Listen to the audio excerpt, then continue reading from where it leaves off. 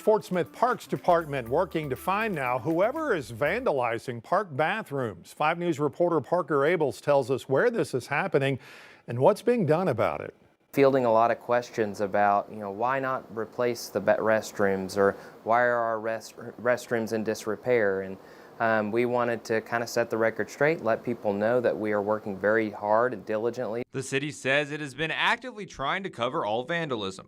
We do try to take care of vandalism as quickly as possible, specifically if it's vulgar or offensive language. We try to get that cleared off or painted over within 24 hours. Josh Bufink with the city says they're working to keep these restrooms clean every day. Restrooms are serviced daily between 8 and noon, all 10 of them. And that includes, unclogging toilets. That includes making sure that the restrooms are cleaned and then reporting any of that vandalism. However, Creekmore Park has been especially tough to maintain with the amount of vandalism that takes place. It's the one that we've heard the most about recently. We just repainted the interior of those restrooms, and within several days, 2 or 3 days, graffiti was all over the restrooms. It's happening so frequently and so often that we need help getting those things reported. And they want you to know that you can help them with that. The main thrust of the post was to have other people help us report vandalism as they see it. They see graffiti, they see something that's broken or needing fixed. Please let us know, because we want to get that taken care of as soon as possible. Because they want these restrooms to be as clean as possible for the citizens they serve. These restrooms are meant to help our community, to serve our community. Families are outside enjoying the parks, especially on a nice day like today. And we want to make sure that they're well maintained, so we try to do our part. We're just asking other people to help us with that. In Fort Smith, covering news where you live, Parker Abels, 5 News. The fate of a former Northside High School teacher in Fort Smith is still up in the air tonight. Robert Taylor was fired after a question he used on a test used a racial slur the district deemed offensive and violated district policy. School board tonight heard testimony in a grievance hearing. Taylor's attorney, Joey McCutcheon, claims the slur used on the test appears in textbooks already all over the district. Dr. Murawski believes that Warriors Don't Cry, by the way, is also in the libraries across this school district, is completely unacceptable according to his release and does not reflect the values of the district. Then why is this man the only one on trial in this district?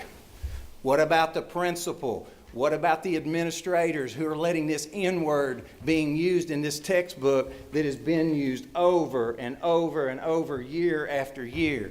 And not only that, the library books. How does that reflect the values of the district? They would know what that word was if it was the letter N and a bleep, bleep, bleep, bleep after. It didn't have to be spelled out in its entirety. And if it's not a word that you would say out loud, I'm just having a hard time with it being a word that was included in its entirety. Board, by the way, is in executive session right now deciding what will happen with Taylor. Springdale man accused of stealing more than $100,000 from victims of last May's tornado outbreak. According to an arrest affidavit, multiple people have come forward with allegations against Austin Lamb that he never completed jobs they paid for. He faces 3 charges of theft of property by deception. He is due in court next month, and he's out on bond tonight. This week at the Arkansas State Capitol, members of the Republican Party pushing new legislation that they say aligns with President Trump's executive order calling for secure elections. Rebecca Brown was at the Capitol for today's announcement of a bill hoping to close what supporters of it call a foreign funding loophole. It only proves further our point that this is an issue that needs to be addressed. It is a real concern at the national level and at the state level. As the general legislative session nears its end, new legislation is emerging. Republican Representative Mindy McAlinden is pushing for even stricter restrictions for the ballot initiative process. Under federal law, foreign nationals cannot give to candidates to influence elections, but there is a loophole that doesn't apply to ballot measures. And as a result, foreign funds are influencing ballot measures in Arkansas and across the country. And that's why I filed HB 1837. The bill was unveiled on Monday during a press conference with Secretary of State Cole Jester, who's fully backing the legislation. In Arkansas, if you are a wealthy foreign national We welcome your tourism, we welcome your friendship, but our Constitution is not for sale. And as long as I am your Secretary of State, it never will be. Jester says the example of why he feels it's time to act is an incident in 2018 regarding the Minimum Wage Act. We think it should be Americans funding it, not people from Switzerland. And pretty much the way they've been doing it is through different shell groups. Vice, he donates to a group called the 1630 Fund, which is overseen by a group called Arabella Advisors. They spend money across the country in ballot initiative races. I think there's been one in Arkansas, and we have reason to expect more to come. Jester and McAlinden says moving forward, there will be disclosure requirements. You have to certify that you are not accepting money from a foreign donor over $10,000. If you did, then that would be fraud, and it would be handled as fraud is normally handled as well. It gives the Attorney General the ability to take action. In Little Rock, Rebecca Brown, 5 News. Meanwhile, Fort Smith State Rep Ryan Rose is honoring the Morgan Nick Foundation. The foundation is, of course, named after Morgan Nick after she went missing 30 years ago this June at an Alma ballpark. The foundation is celebrating 30 years of helping find missing children. Rose will offer a resolution on the House floor tomorrow that recognizes Colleen Nick and the foundation's efforts in the prevention and recovery of missing and exploited children in that 30-year time frame.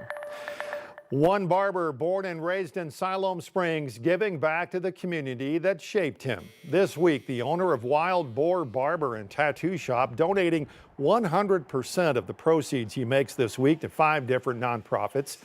Beginning today with Genesis House, tomorrow the Manna Center, the Ability Tree on Wednesday, the Northwest Arkansas Children's Center on Thursday, and then finishing off the week strong with donations to Ronald McDonald's House. Owner Nick Eberly says his motivation was to give back to the town that helped him get his start. One of the things people say when they walk in is like, man, this feels like home. And it is. It's definitely home for me, and so is Siloam. So giving back to the people that helped me get here and feed my people, it means more than I could say. Eberly tells us the final amount donated toward Genesis House today was $300. If you'd like to stop by the shop and see him this week, you can find the shop's information on our website, 5newsonline.com.